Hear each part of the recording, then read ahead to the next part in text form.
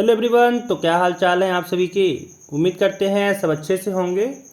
तो आज हम लोग एक कॉमन सवाल जो आप लोगों का रहता है कि सीयूईटी है क्या, है ना। सीयूईटी का तैयारी क्यों करना चाहिए और सीयूईटी का तैयारी कौन कर सकता है।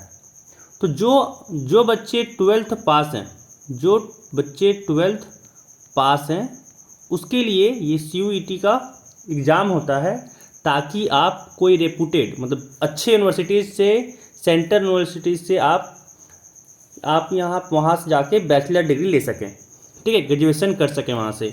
जैसे आपका दिल्ली यूनिवर्सिटी हो गया, ठीक है, दिल्ली यूनिवर्सिटी हो गया, आपका बनारस हिंदू यूनिवर्सिटी बीएचयू का नाम सुने होंगे आप लोग, है कि नहीं है। इलाहाबाद यूनिवर्सिटी नाम सुने होंगे आप लोग, इलाहाबाद यूनिवर्सिटी, ठीक है। फिर आपका 12 सेंट्रल यूनिवर्सिटीज़ है, 12 जो है वो सेंट्रल यूनिवर्सिटीज़ है। जैसे आप लोग सुने होंगे Central University of Jharkhand, Central University of South Bihar, Central University of आपका Punjab, Central University of Rajasthan, Central University of Haryana.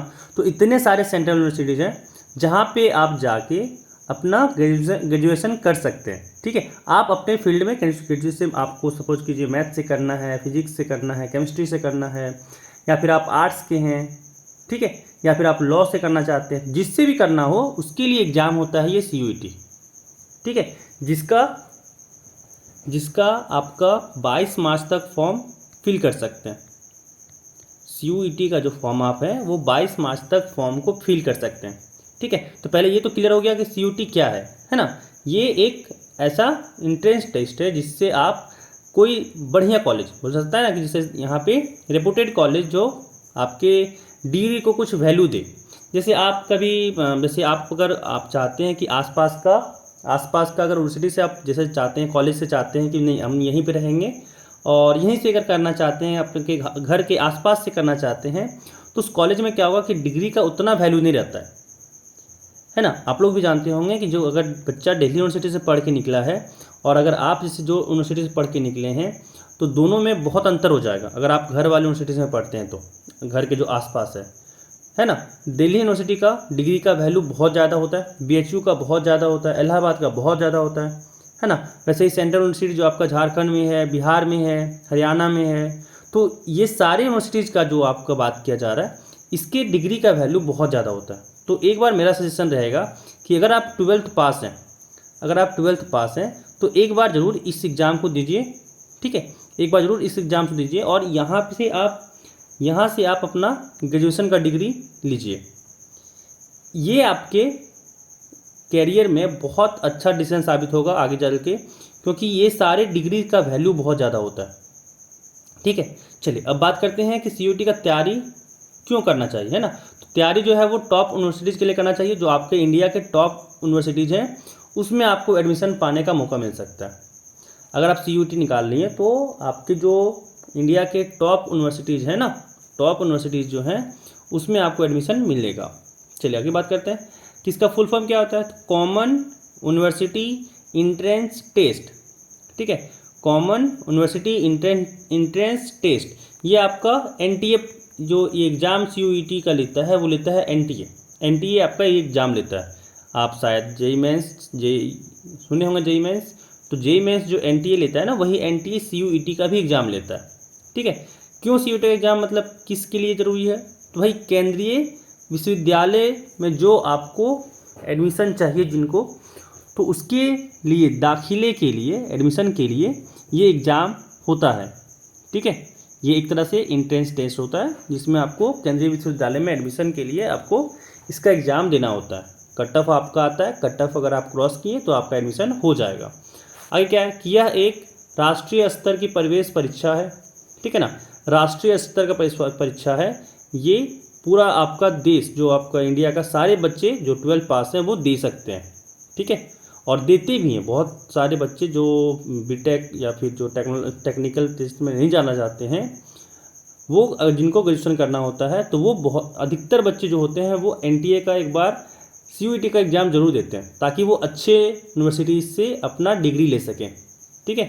और ये कौन करवाता है, तो नेशनल टेस्टिंग एजेंसी जो NTA कह रहे हैं, है ना, ये इसके द्वारा आयोजित होता है, जो JEE मेंस भी लेता है आपका। चलिए आगे बात करते हैं कि ये क्यों आवश्यक है ना, CUET हम लोग को ज़रूरत ही क्यों है, हम लोग क्यों दें।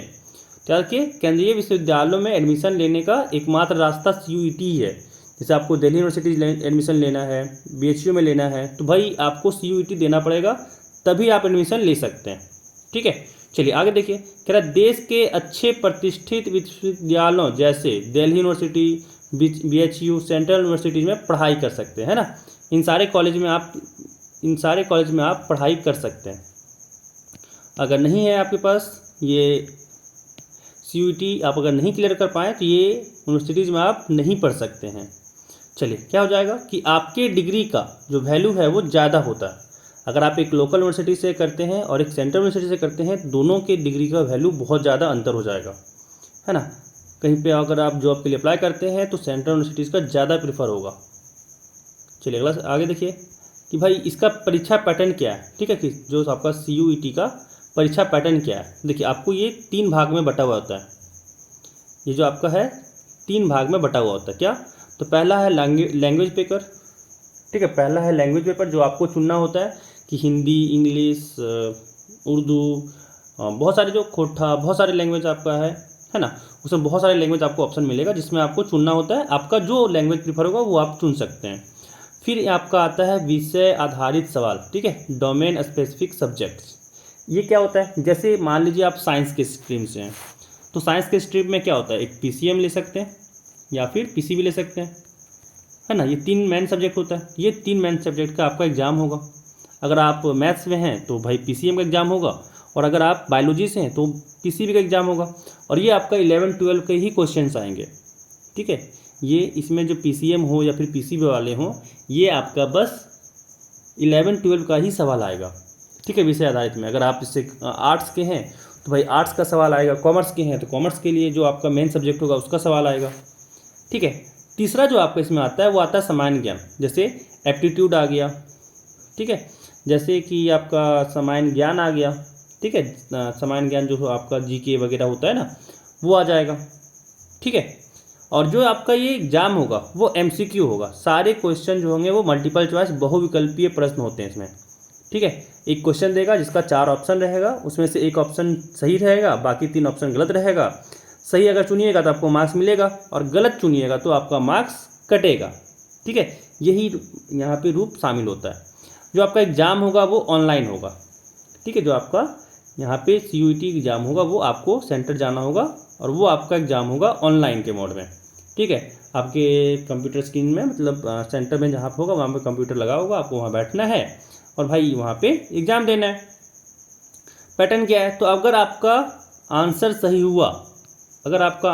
हुआ, तो आपको मिलेगा 5 मार्क्स, ठीक है, सही होने पे आपको मिलेगा 5 मार्क्स। लेकिन अगर आपका आंसर गलत हुआ तो आपका 1 मार्क्स काट लिया जाएगा, ठीक है, समझ में आया। भाई सही होगा तो 5 मार्क्स मिलेगा, गलत होगा तो 1 मार्क्स आपका काट लिया जाएगा, ठीक है। चलिए आगे बात करते हैं कि क्वेश्चंस कैसे रहते हैं, मतलब क्वेश्चन कितने रहते हैं। तो जो लैंग्वेज पेपर की बात करें तो आपका लैंग्वेज पेपर से 50 क्वेश्चन रहेगा, जिसमें से आपको कम से कम 40 अटैम्प्ट करना ही है, ठीक है। और इसके लिए आपको 45 मिनट का टाइम मिलेगा। 50 क्वेश्चन 40 अटैम्प्ट करना है, जिसमें से आपको 45 मिनट का टाइम मिलेगा, ठीक है।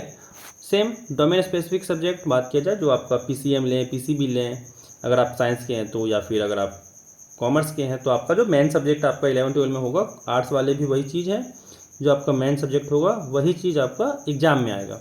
क्या रहता है, तो 45 से 50 सवाल रहता है, जिसमें से आपको 35 से 40 सवाल बनाना होता है, ठीक है। इसके लिए भी आपको 45 मिनट का टाइम मिलता है, इसके लिए भी आपको 45 मिनट का ही टाइम मिलता है।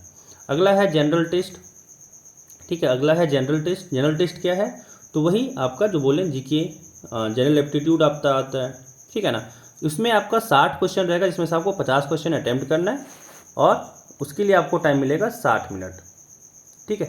60 मिनट आपको मिलेगा जनरल टेस्ट के लिए। बाकी आपका जो डोमेन स्पेसिफिक, मतलब जो आपका सब्जेक्ट मेन सब्जेक्ट है, PCM PCB ऐसे करके जो आपका है, उसमें 45 मिनट मिलेगा, और फिर लैंग्वेज पेपर के लिए भी आपको मिलेगा 45 मिनट, है ना। और लैंग्वेज पेपर आपको वाइजली चुनना है ताकि आपका मार्क्स वो बूस्ट कर सके। आप इंग्लिश में अगर ज़्यादा कंफर्ट है तो इंग्लिश वो चूज कीजिएगा, अदरवाइज अगर आप हिंदी में ज़्यादा कंफर्ट है तो हिंदी चूज कीजिएगा, क्योंकि लैंग्वेज पेपर ही आपका मार्क्स बूस्ट करता है ना।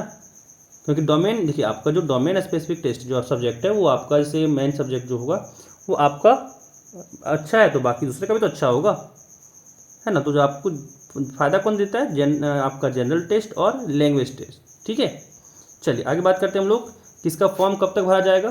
तो जो फॉर्म है वो आपका पहले भी बता चुके थे, 22 मार्च तक आपका फॉर्म भर सकते हैं। ध्यान रखिएगा 22 मार्च तक आप एक बार 22 मार्च तक ज़रूर आप फॉर्म भर लें। ठीक है, 22 मार्च लास्ट डेट है। और ध्यान रखिए एक बार ज़रूर आप ये टेस्ट को दीजिएगा, मेरे कहने पे ही दे दीजिए, लेकिन एक बार ज़रूर टेस्ट दे दीजिए। ठीक है, चलिए और एक यहाँ पे बताना चाहेंगे कि जो आपका भाई है यानी मैंने भी CUET से ही पढ़ाई किया है। ठीक है, CUET का जो एग्ज़ाम है वो क्रैक किया और मैंने CUET के एक अच्छे कॉलेज से पढ़ाई किया है। ठीक है, चलिए अब अगर बात करें कि एग्ज़ाम कब है, तो ये भाई आपका 15 से 20 मई को एग्ज़ाम होगा। 15 से 20 मई के बीच में आपका एग्ज़ाम होगा। ठीक है, आगे बात करें कि भाई तैयारी कैसे करें। ठीक है, तो क्या करना होगा भाई, जो भी आपका अपना सब्जेक्ट है, स्पेसिफिक सब्जेक्ट जो बात की है, PCM हो, PCB हो, जैसा भी हो, उसको आपको स्ट्रांग करना पड़ेगा, क्योंकि वो आपका स्कोरिंग है। क्योंकि अगर वो आपका नहीं मार्क्स आया तो भाई आप बहुत पीछे हो जाओगे। ठीक है, तो वो सब्जेक्ट को तो आपको स्ट्रांग बनाना ही है। ठीक है, वो सब्जेक्ट को आपको स्ट्रांग बनाना ही है। इसके लिए क्या करना पड़ेगा, तो भाई NCERT पढ़ना पड़ेगा आपको। ठीक है, साथ ही साथ उस सब्जेक्ट का जो स्पेसिफिक बुक आपको मिलेगा, अच्छे से जो बुक रहता है अच्छा बुक, उसको ही बनाना पड़ेगा। ठीक है, पहले NCERT कंप्लीट कीजिए, फिर उसके लिए एक अच्छा बुक को फॉलो कीजिए। मार्केट में बहुत सारे अवेलेबल हैं, कोई भी एक अच्छे से बुक को पकड़िए और उसको बनाना थ्रू आउट बनाते रहिए। आगे बात करें क्वेश्चन, है ना। तो भाई क्वेश्चन को प्रैक्टिस तो करते रहना होगा। क्वेश्चन देखिए वहाँ पे थ्योरी थोड़ी आएगा।